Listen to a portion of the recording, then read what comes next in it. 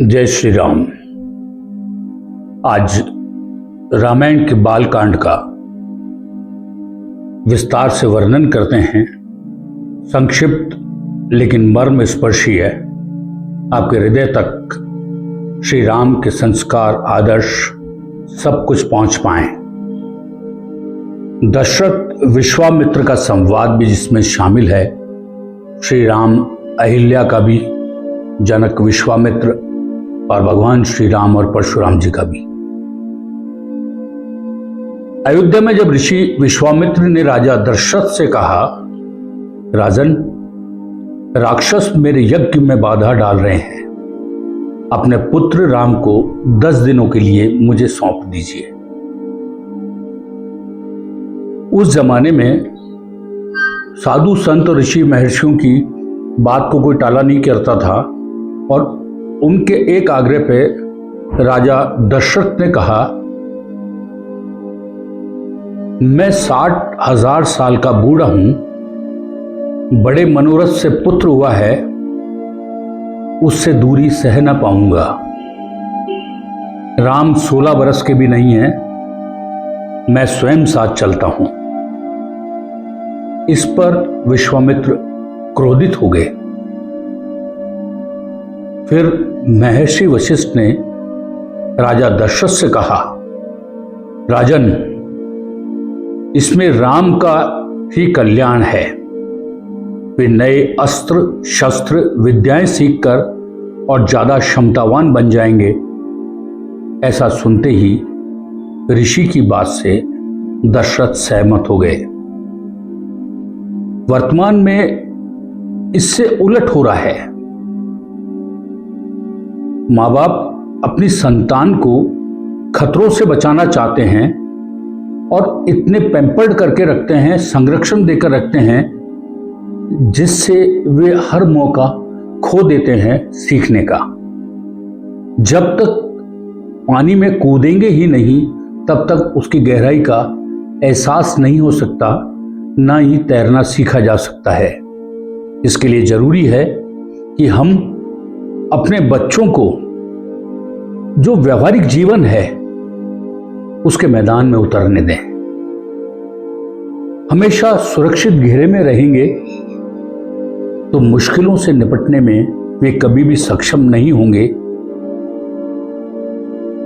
और यही बात आज के दौर में माता पिता को समझनी चाहिए। यदि वो मैदान में गिरेगा नहीं तो उसे पता नहीं चलेगा कि दौड़ने पे गिरते हैं। यदि वो सीढ़ी से गिर गया तो आपने पूरे घर को अधर उठा लिया। सीढ़ी से गिरने पर उसको पता चला कि उसको कूदने से या पानी था या स्लिप हुआ, तो ऐसा करने से उसको कितनी तकलीफ हुई, खून निकले। जब तक तकलीफ और परेशानियों से बच्चों का मुकाबला नहीं होगा, वो ना तो मानसिक तौर पे ना ही शारीरिक तौर पर मजबूत हो सकते हैं। इसलिए जरूरी है कि जिंदगी की प्रैक्टिकल लाइफ के अंदर मैदान में उनको खुलकर बैटिंग करने दें, उनको अच्छे और बुरे का ज्ञान स्वयं होने दें, उन्हें अपने अनुभवों से सीखने दें, तो वो निश्चित रूप से वो सब कुछ सीख पाएगा जो आप संरक्षण देकर भी कभी सिखा नहीं सकते। अब जब भगवान श्री राम और अहिल्या का संवाद था तो श्री राम लक्ष्मण को लेकर विश्वामित्र ऋषि गौतम के आश्रम पहुंच गए। यहां गौतम की पत्नी अहिल्या पति के श्राप की वजह से हजारों वर्षों से अदृश्य रूप से हवा पीकर कष्ट भोग रही। श्री राम के स्पर्श से ही वे प्रकट हो गई। अहिल्या ने कहा, नमः ते राम, आपके कारण मुझे पाप मुक्ति मिली है। भगवान श्री राम ने कहा, माते, यह आपके तप और धैर्य का फल है।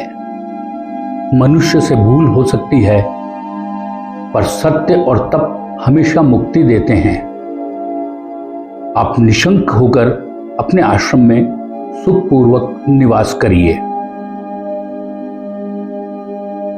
वर्तमान परिप्रेक्ष्य में इसी बात को देखते हैं हम, तो अक्सर लोग अपने जीवन में गलती, अपमान या असफलता के बाद खुद को पूरी तरह खो बैठते हैं और कहीं तो यूं कि वो जिंदगी से हार मान लेते हैं। जबकि यदि वो सफल नहीं हो रहे तो इसके पीछे कोई न कोई कारण है, या तो उनके परिश्रम में कोई कमी है या जिस दिशा में वो परिश्रम कर रहे हैं उसमें कोई न कोई कमी है।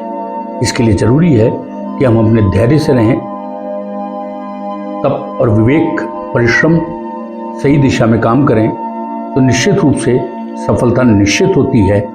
क्योंकि धैर्य के साथ सत्य के मार्ग पर डटे रहने से उन्नति और कल्याण निश्चित है। साथ ही यह भी अटल विश्वास रखें कि नया अवसर मिलना तय है। जब जनक राजा और विश्वामित्र जी का संवाद हो रहा था तो सीता स्वयंवर के लिए जनक दरबार में शिव धनुष लाया गया। इसे 8 पहियों वाले लोहे के बक्से में 5000 हट्टे कट्टे लोग मुश्किल से खींचकर ला पाए। सभा में सब सोचने लगे, ये धनुष भला कौन उठा पाएगा। राजा जनक ने विश्वामित्र से पूछा, गुरुदेव, आपके साथ जो राम लक्ष्मण है क्या वे भी प्रयास करने चाहेंगे?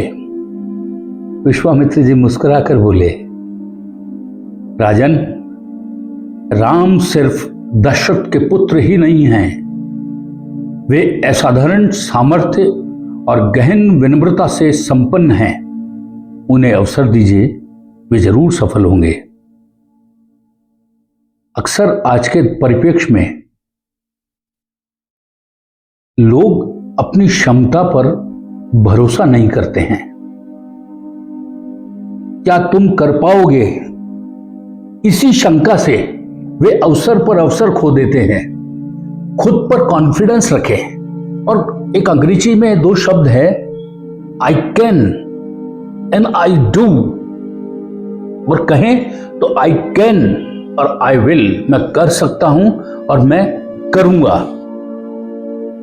जनक तो शंका में थे कि राम लक्ष्मण ऐसा कर पाएंगे कि नहीं कर पाएंगे, लेकिन विश्वामित्र जी का विश्वास था और उन्होंने राम को अवसर दिलाया। जीवन में इसके लिए सबसे बड़ी सीखने की जो बात है कि आपके जीवन में सही मार्गदर्शन और विश्वास बहुत बड़ी पूंजी है। यदि आप सही डायरेक्शन में जा रहे हैं, सही लीडरशिप के साथ जा रहे हैं, सही व्यक्ति के साथ जा रहे हैं, तो निश्चित रूप से मान के चलिए असफलता किसी भी कीमत पर आपके नजदीक आ ही नहीं सकती है। बस अपनी विश्वास को पहचानो, अपनी ताकत पर भरोसा रखो, अपने लीडर के अनुसरण करके आगे बढ़ते जाओ तो सफलता का मार्ग स्वतः ही प्रशस्त होता जाएगा। अब धनुष आ गया शिव का, स्वयंवर चल रहा है सीता मां के लिए, सभी उसके अंदर असफल हुए जा रहे हैं। लेकिन जैसे ही सीता स्वयंवर में धनुष टूटने का समाचार परशुराम जी को मिला, वो तिल मिलाए, बिल्कुल गुस्से से क्रोधित हुए, लाल पीले हो रहे परशुराम जी। और उन्होंने वहां जाकर जिस तरीके से बात की और पूछा, महादेव का धनुष किसने तोड़ा है? क्या उस वीर में इतना सामर्थ्य है जो मेरे विष्णु धनुष पर बाण चढ़ाकर दिखा सके? आज उसे इस अपराध का दंड अवश्य दूंगा, निश्चित रूप से दूंगा। भगवान श्री राम ने हाथ जोड़ के विनती करी, उनसे प्रार्थना करी, मैं दशरथ पुत्र राम विनम्रता व आदर से प्रणाम करता हूं आपको। और धनुष उठाकर बाण चढ़ाया। क्षण भर में ही परशुराम जी का तेज शांत हो गया। वे समझ गए ये साधारण राजकुमार नहीं है, बल्कि स्वयं भगवान विष्णु का अवतार है। आज हमें जो जरूरत है, जो चुनौती है हमारे सामने, कोई शक्तिशाली व्यक्ति गुस्से और अपमान में हमें नीचा दिखाए और अपशब्द कहने लगे, तो हमें राम की तरह संयम और विनम्रता बरतनी चाहिए। सम्मान व शांति अहंकार को खामोश कर देती हैं। अपनी क्षमता शब्दों से नहीं, काम से साबित करना जरूरी है। विषय यह है कि हम अपनी ताकत को पहचानें, विनम्रता के साथ में रहें, धैर्य के साथ में रहें। आप देखिए, आज के दौर के अंदर पुत्र यह कहता है कि मेरे माता पिता मेरे साथ रहते हैं। यह दुर्भाग्य है। हिंदुस्तान के अंदर, दुनिया में कभी कोई ऐसी संतान ही पैदा नहीं हुई जो अपने माँ बाप को रख सके। हमेशा माँ बाप ही अपनी संतान को रखते हैं। और यह परिचय भगवान राम का देखिए। भगवान राम ने जब परशुराम जी के सामने थे तो जब अपना परिचय दिया, यह नहीं कहा कि दशरथ मेरे पिता है। उन्होंने कहा, मैं दशरथ पुत्र राम आपको प्रणाम करता हूं। कहने का आशय यही है कि विश्वामित्र जी के अयोध्या आने से लेकर सीता स्वयंवर तक के प्रसंगों में जिंदगी से जुड़ी चुनौतियां के साथ साथ उनका सार्थक व्यवहारिक समाधान शामिल है। इसलिए स्वयं भी आप रामायण का अध्ययन करें। भगवान राम के चरित्र का नियमित रूप से आप जब अध्ययन करेंगे तो आपकी समस्याओं का समाधान और जितने भी आपके दिमाग के अंदर प्रश्न हैं उनका समाधान स्वतः ही निकलता जाएगा।